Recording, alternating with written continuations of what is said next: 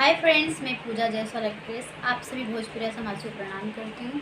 हमारे बीच एक नया चैनल आया जिसका नाम है तमन्ना भोजपुरी म्यूजिक चैनल। तो आप सभी लोग उसका वीडियो देखिए और कमेंट्स बॉक्स में ये बताइए कि कैसा लगा आप सभी को, और लाइक कीजिए, शेयर कीजिए और ज़्यादा से ज़्यादा सब्सक्राइब कीजिए। Thank you.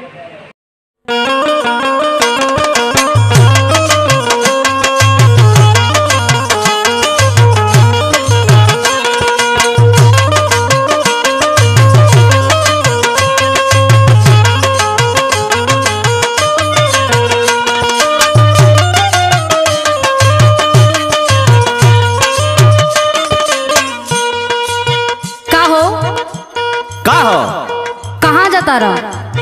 कहीं जाइले तो लागे ले टोके। हाँ तो सुना, रोपनी के समय आ गइल बा, कहीं जाए हुए के नहीं खे, समझ लो। हम धानो ना रोपब, रोपवा ली है। चुप रहा, हमार बात सुनाओ। बोल। पिया चली जई है, पिया चली जई है सावन बिताई के, धनमा रोपाई के ना।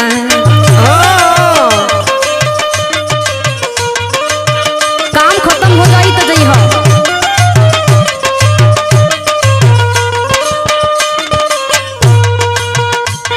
सुनो, हम जातनी बाहरा कमाए, आ अपना भैया के बोलवा ली हो। अरे काहे ना, तोहार भैया नौकर न बड़े? ए से दहेजवा कम लेके बियाहवा कइले रहली। अच्छा अच्छा, सुनो बोला। गोरी भैया के अपने बुलायली हो। अरे बाप रे, गोरी भैया के अपने बुलायली हो, धनवा रोपायली हो ना। हाँ तो बढ़िया से अघा जइबा।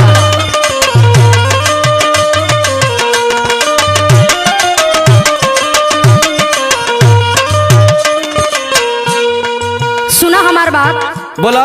देखत बड़ा इतना बढ़िया मौसम बा। अच्छा, आ तू बता ना कहाँ कमाए जात बड़ा?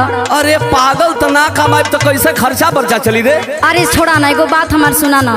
बोला ना। देखा घेरत बा बदरिया, सन सन बहता बयरिया।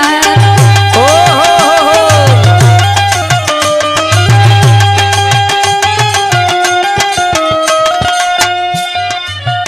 देखा घेरत बा बदरिया, सन सन बहता बयरिया। अच्छा, सन सन बहता बयरिया, सन सन बहता बयरिया।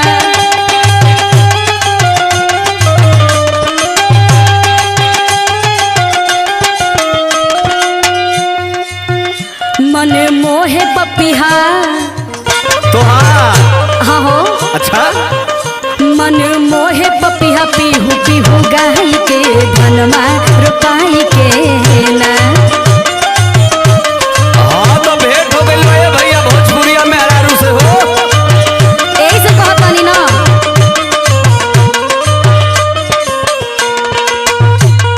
कोई वो काम बा घरे, आ तोरा बुझात नहीं खे। काम के गोली मारा, पहले जवन आगे आइल बा करा के देखा, समझ लो। खाली तोहर बदरी में मन पीता रहता। का बताई, मौसम बड़ा दिन के बाद ना आइल बा। सुन हमर बात सुनो।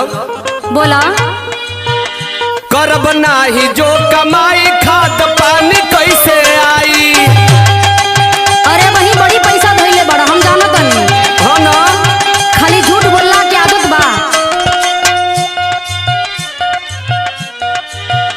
करब नाही जो कमाई, खाद पानी कैसे आई? जैते पैसा भेजब बेहन डरवायली ह, जैते पैसा भेजब बेहन डरवायली ह, धनवा रोपायली ह ना। मान गई ना, रुक गई, 10 दिन के बाद बा। एकदम ना रुकब।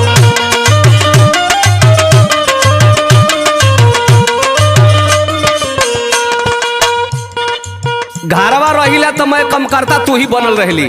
आ बाहरा जाता नहीं तो बिया ना पड़ी, तो से धान ना रोपाई। अरे हमार बात सुनी, रहुआ का हम कुल परेशानी दूर कर दे। कैसे बताओ तो? सुना। बोला।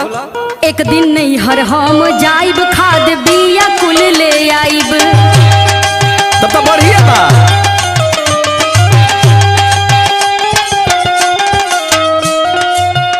एक दिन नहीं हर हम जाइब, खाद बिया कुल ले आइब।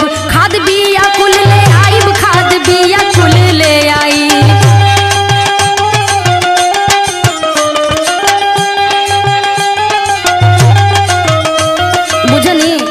बुझतनी बुझतनी संग में रोपल जाई, अच्छा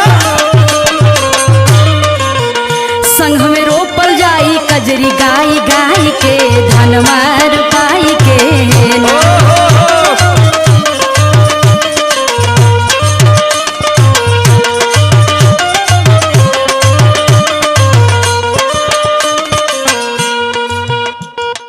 करे तू नैहर जब भी पैसा बिया मांगे तब तक हमारी इज्जतिया डुबा देबी। अच्छा जौने समय जाके दहेजवा तोहर बाबू मांगत रहलन तब इज्जतिया ना डूबत रहल। अरे पागल उ दूसर समय रहल।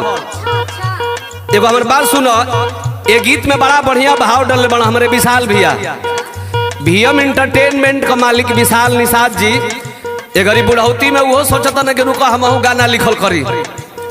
देखो का लिखले बनो, का लिखले बाड़े हो? तोहके समझावे बदल लिखले बनो। बोला जाके नैहर से ले आईबू, ए जाके नैहर से ले आईबू हमरो इज्जत डूबैबू। अच्छा ढेर इज्जतदार मत बना, हम जानत तनी तोहरे बारे में। अरे बिना इज्जतदारे के तोहर बाबू हमसे बियाह तोहर कैला। अरे चला चला चुप रहा। सुन बोला जाके नैहर से ले आईबू हमरो इज्जत डूबैबू, हमरो इज्जत डूबैबू, हमरो इज्जत डूबैबू।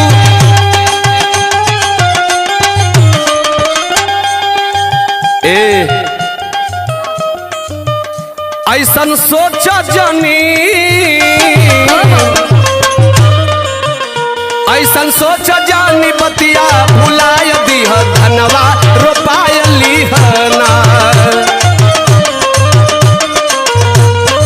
धान तो सख में रोपाई ना रोपाई ना रोपाई हम जाई। मान जाई न। चलो मानी जातनी, बाकी साझी को पकौड़ी खियावे पड़ी। सुन लो हाँ अच्छा ठीक बा खिएबू ना। पिया चली जई हा सावन बिताई के धनमा रोपाई के ना। ओरी भैया के अपने बुलाय लीह धनवा रोपाय लीहना। पिया चली जई हा सावन बिताई के धनमा रोपाई के ना। ओरी भैया के अपने बुलाय लीह धनवा रोपाय लीहना। हो चल के तैयारी करो, हम बाजारी से आवतानी। चलिए ठीक बा। चलो।